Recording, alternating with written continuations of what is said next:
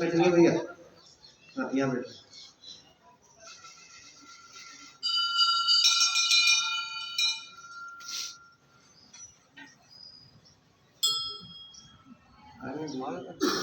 चलिए यहाँ पहुँचे। आप सभी मेरे साथ एक भजन बोलिए। पहले मैं बोलूँगा फिर आप बोलिएगा। दाता तेरे सुमिरन का, दाता तेरे सुमिरन का, वरदान जो मिल जाए। बोलिए। दाता तेरे सुमिरन का, दाता तेरे सुमिरन का, वरदान जो मिल जाए। मुरझाई कली दिल की, मुरझाई कली दिल। दाता तेरे सुमिरन का, दाता तेरे सुमिरन का। बड़ा चंचल है चिलगता, मन बड़ा चंचल है, चिंतन में नहीं लगता। जितना इसे समझाऊं, जितना इसे समझाऊं, उतना ही मचल जाए। दाता तेरे सुमिरन का, दाता तेरे सुमिरन का, वरदान जो मिल जाए। कली दिल की एक आन में खिल जाए। दाता तेरे सुमिरन का, दाता तेरे सुमिरन का। देवत्व के फूलों से दामन को मेरे भर दो। देवत्व के फूलों से, गाइए हमारे साथ। दामन को मेरे भर दो।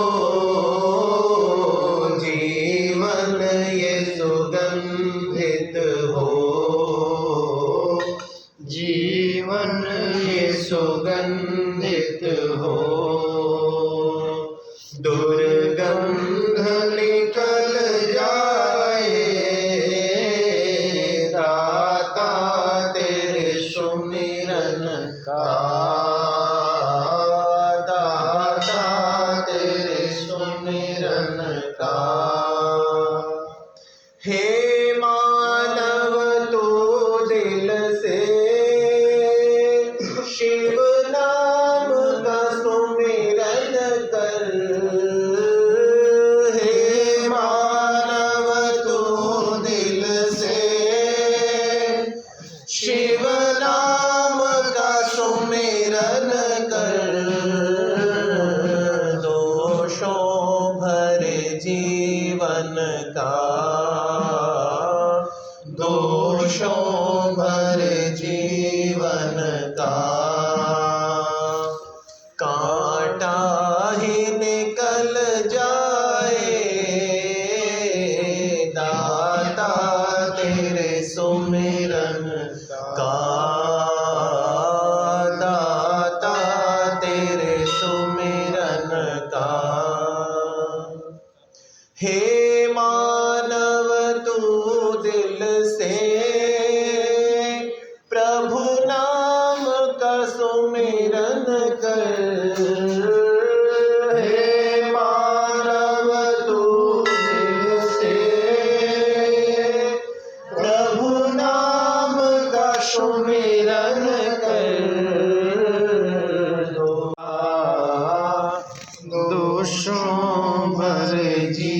जीवन का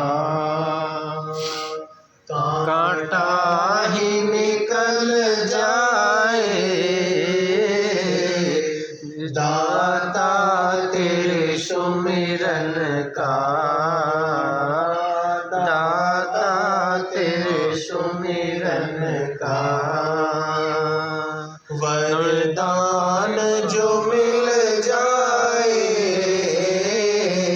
मुरझाए कली दिल की, मुरझाए कली दिल की। एक आन में खिल जाए, दाता तेरे सुमिरन का, दाता तेरे सुमिरन का। बोलिए सच्चिदानंद परमात्मा की जय। बहुत धीमे बोलते हो आप, जोर से बोलिए। बोलिए सच्चिदानंद परमात्मा की जय। मर्यादा पुरुषोत्तम श्री रामचंद्र जी की जय। योगेश्वर श्री कृष्णचंद्र जी की जय। ये आपका गांव, आपके गांव का नाम बड़े सम्मान से लिया जाता है। दूर दूर तक इस गांव का नाम प्रचारित है। मतलब नाम जो है केवल उत्तर प्रदेश में नहीं, उत्तर प्रदेश के बाहर भी, पूरे भारत में ढिकोली गांव का नाम बड़े सम्मान से लिया जाता है। क्यों लिया जाता है? क्योंकि इस गांव ने वे वीर जवान तैयार करके दिए हैं जो भारत की सीमा पर हमारे देश की रक्षा करते हैं, हमारे राष्ट्र को समृद्ध करते हैं। तो हमारे बीच में हमारे पिता तुल्य आदरणीय श्री राष्ट्रवर्धन मुनि जी पहुँचे हैं। मैं उनसे निवेदन करता हूँ वे कृपया यहाँ मंच के पास आकर के बैठिए, क्योंकि आप वानप्रस्थी हैं। अब आप तृतीय आश्रम में पहुँच गए हैं। 4 आश्रम होते हैं ना हमारे, ब्रह्मचर्य, गृहस्थ और वानप्रस्थ और संन्यास। अब ये गृहस्थ आश्रम के बंधनों को छोड़ करके वानप्रस्थ, इधर इधर यहाँ पे, यहाँ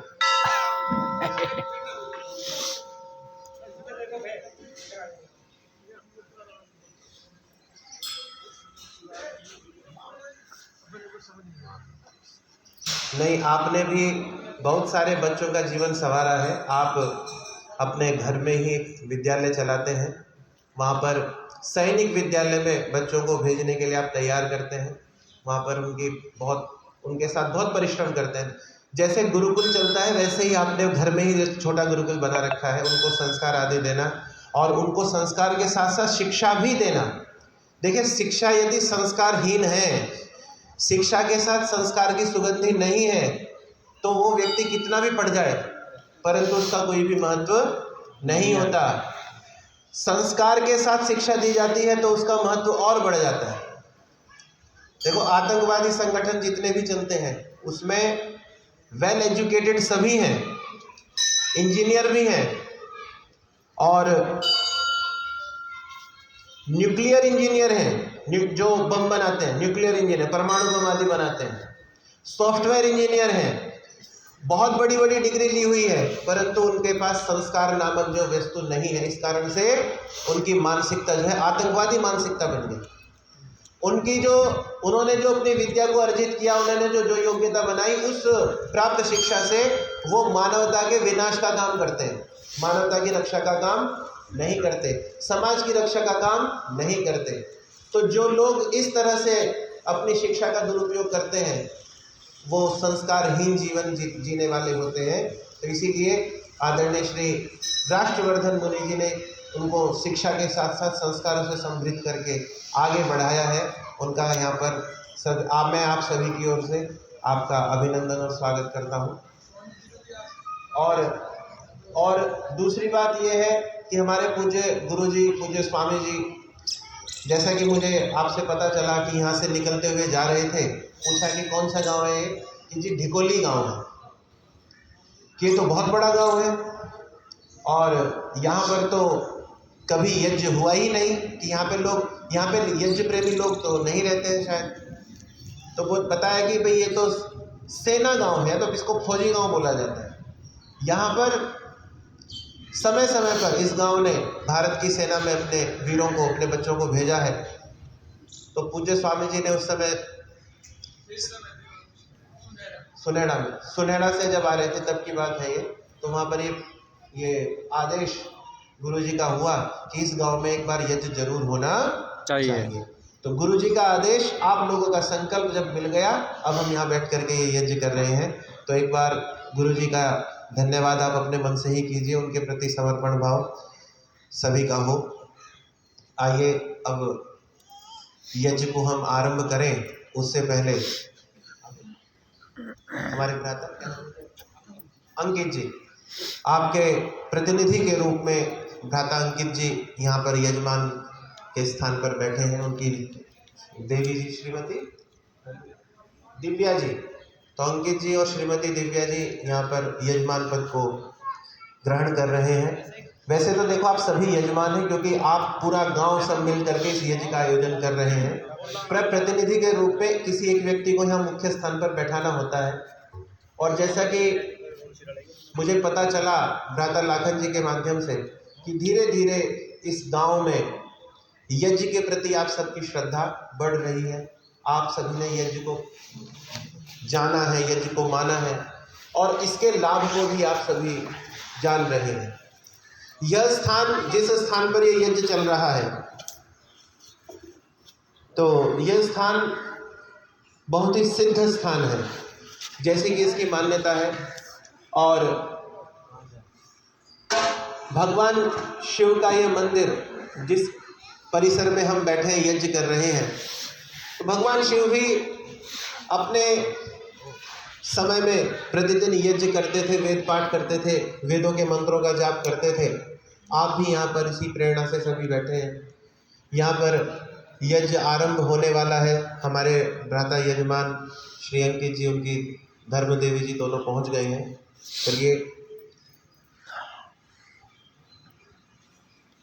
एक बार पुनः गीतों की कुछ पंक्तियाँ दोहराते हैं, क्योंकि जैसा कि अभी बोला गया कि ये गांव जो है सेना को समृद्ध करने वाला गांव है।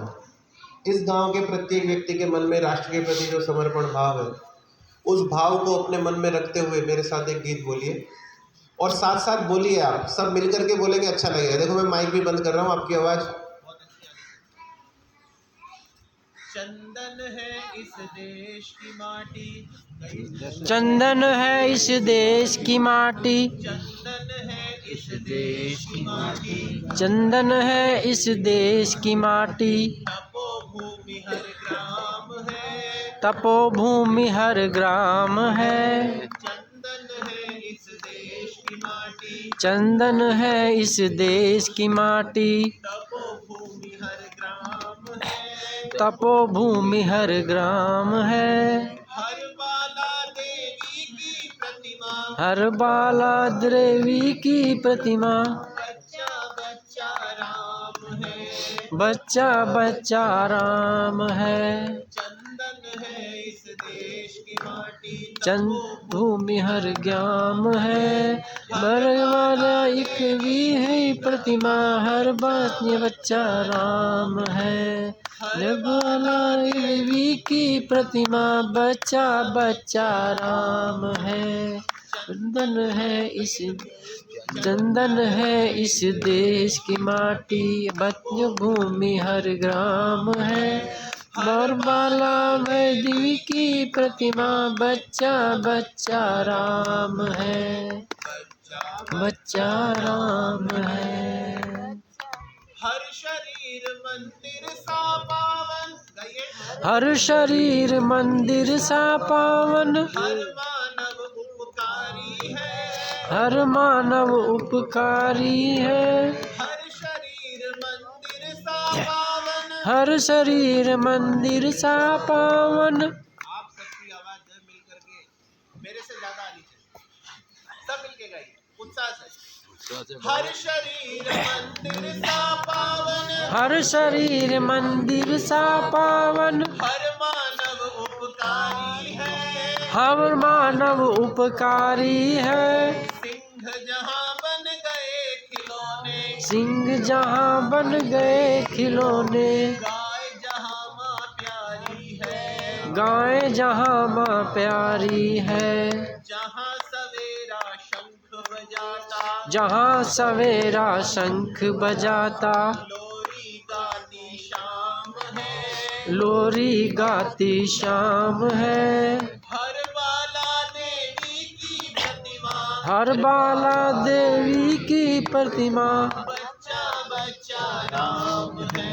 बच्चा बच्चा राम है। चंदन है इस देश की माटी, चंदन है इस देश की माटी, तपोभूमि हर ग्राम है। तपोभूमि हर ग्राम है। हर बाला देवी की प्रतिमा, देवी की प्रतिमा, बच्चा बच्चा राम है। बच्चा बच्चा राम है। यहाँ कर्म से भाग्य बदलता, यहाँ कर्म से भाग्य बदलता, श्रम निष्ठा कल्याणी है। श्रम निष्ठा कल्याणी है। त्याग और तप की गाथाएं, त्याग और तप की गाथाएं, गाती कवि की वाणी है। गाती कवि की वाणी है। ज्ञान जहाँ का गंगा जल सा, ज्ञान जहाँ गंगा जल जैसा, निर्मल है अभिराम है। निर्मल है अभिराम है। हर बाला देवी की प्रतिमा, हर बाला देवी की प्रतिमा, बच्चा बच्चा राम है। बच्चा बच्चा राम है।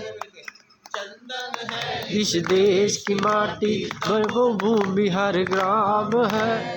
चंदन है इस देश की माटी, भूमि हर ग्राम है। हर बाला देवी की प्रतिमा, बच्चा बच्चा राम है। हर बाला देवी की प्रतिमा, बच्चा बच्चा राम है। वंदन है इस देश की माटी, वो भूमि हर ग्राम है। हर बाला देवी की प्रतिमा, बच्चा बच्चा राम है। हर बाला देवी की प्रतिमा, बच्चा बच्चा राम है। हर बाला देवी की प्रतिमा, बच्चा बच्चा राम है। बोलिए भारत माता की जय। भारत माता की जय। वंदे मातरम। वंदे मातरम। ऐसे उद्घोष मंदिर परिसरों से गूंजने चाहिए। गांव का, देश का बच्चा बच्चा राष्ट्रभक्ति से प्रेरित हो तो ऐसे गीतों का स्वर घर घर में गूंजना चाहिए। और मैं अब यज्ञ प्रक्रिया को आगे बढ़ा रहा हूँ। देखिए, जितना प्रयास और जितना परिश्रम भ्राता लाखन जी ने और उनके साथ जितने भी जन हैं, इस मंदिर परिसर के जितने भी लोग हैं, उन्होंने किया। पिछले वर्ष में तो बहुत कहते हैं कि हमारे घर में ये हो रहा है, हमारे घर में ये हो रहा है, ऐसे चल रहा है। अरे परमात्मा से भी तो बात करो।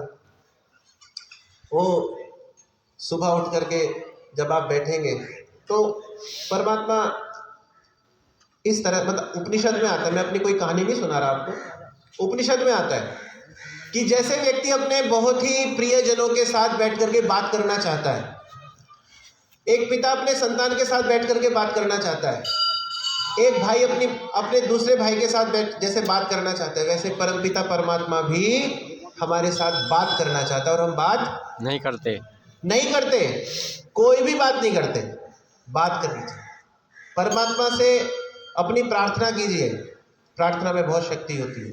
आइए अब हम यज्ञ कार्य को आरंभ करें। मैं पुनः समस्त ग्रामवासियों से निवेदन कर रहा हूं कि अधिक से अधिक संख्या में मंदिर परिसर में पहुंचिए। ये सुंदर कार्यक्रम आपकी प्रतीक्षा कर रहा है। मकर संक्रांति का ये अवसर, अभी तो 14 जनवरी को तो हमने मकर संक्रांति का पर्व मनाया है, तो ये पर्व केवल 14 जनवरी का ही नहीं होता, अभी तो इसका पूरा एक महीना होता है। एक महीना 12 राशियां हैं। आपने अखबार में देखा होगा जहाँ पे आता है आज का राशिफल, सभी ने देखा है।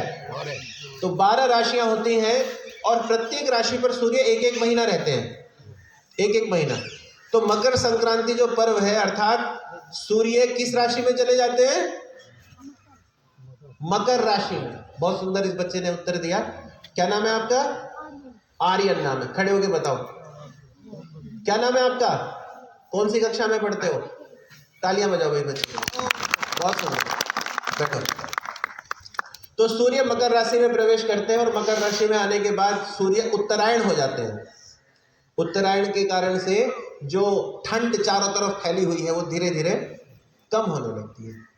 तो उत्तरायण का ये समय, मकर संक्रांति का ये समय, पावन समय, उस समय में हम सोमवार के दिन इस प्राचीन शिव मंदिर में, जिसकी मान्यता दूर दूर तक लोगों को खींच करके लाती है, और अभी भ्राता जी ने यहाँ के जो हमारे मंदिर परिसर के इसके कमेटी जो बनी है, समिति जो बनी है, उसके सचिव के पद पर वो हैं, उसके दायित्व का पालन कर रहे हैं।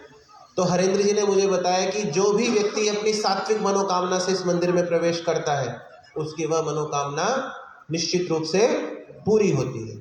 यहाँ पर किए जिन लोगों ने तपस्या की है, जो पीछे जो जगह बनी हुई है तपस्थली है, अनेकों जनों ने यहाँ पे तपस्या किया, उसके परमाणु इस संपूर्ण वातावरण में विद्यमान है। तो जब हम सात्विकता के साथ कहीं पर बैठते हैं तो वो निश्चित रूप से वो इच्छा, वो मनोकामना, वो प्रार्थना पूरी होती है। चलिए अब सीधे बैठ जाइए। देखो 3 बार शंख ध्वनि होगी और आप सभी सीधे बैठिए, ऐसे तिरछे होके मत बैठिए, कमर सबकी सीधी, और इस तरह से मुद्रा बना के बैठिए, ध्यान मुद्रा, ऐसे ध्यान मुद्रा बना के बैठिए। और शंख ध्वनि के साथ ओम की ध्वनि का स्वर आप इसके साथ मिलाइएगा।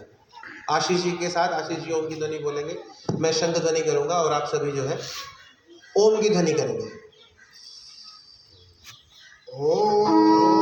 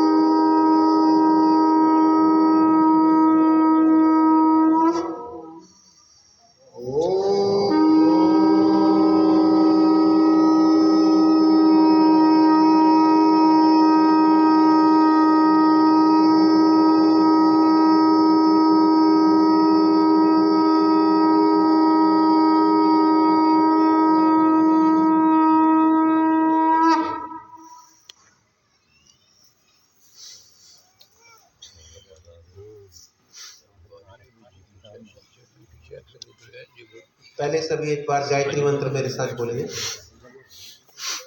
सब मिलकर। सभी को याद है ना गायत्री मंत्र? यस, बोलिए। ओम भूर्भुवः स्वाहा तत्सवितुर्वरेण्यं भर्गो देवस्य धीमहि धियो यो नः प्रचोदयात्। अंकित जी ये नारियल सीधा रख दीजिए ऐसे। और मेरा निवेदन है कि यहाँ पे जो आप कर रहा है तू, तुझसे ही पाते प्राण हम, तुझसे ही पाते प्राण हम, दुखियों के कष्ट हरता है तू, कष्ट हरता है तू, तेरा महान तेज है, तेरा महान तेज है, छाया हुआ सभी स्थान, छाया हुआ सभी स्थान, सृष्टि की वस्तु वस्तु में, सृष्टि की वस्तु वस्तु में तू हो रहा है विद्यमान, तू हो रहा है विद्यमान, तेरा ही धरते ध्यान हम,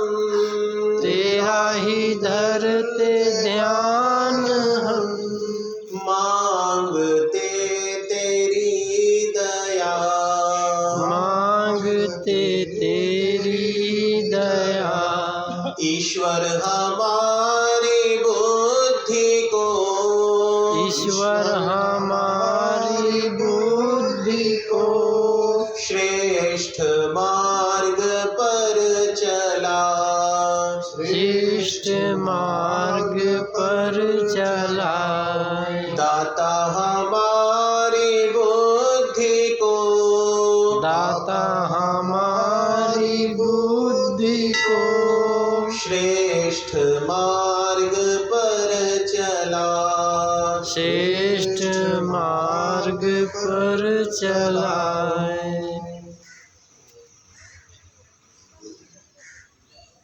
सभी हाथ जोड़ के बैठिए, परमात्मा का ध्यान कीजिए। ओम आपो हिष्ठामयो भुवस्ताना ऊर्जे दधातना महेरणाय चक्षसे यो वः शिवतमोरसस्तस्य भाजयते हनः उषतीरिव मातरः तस्मारं नमामो यस्य क्षयाय जिन्वथा आपो जनयथा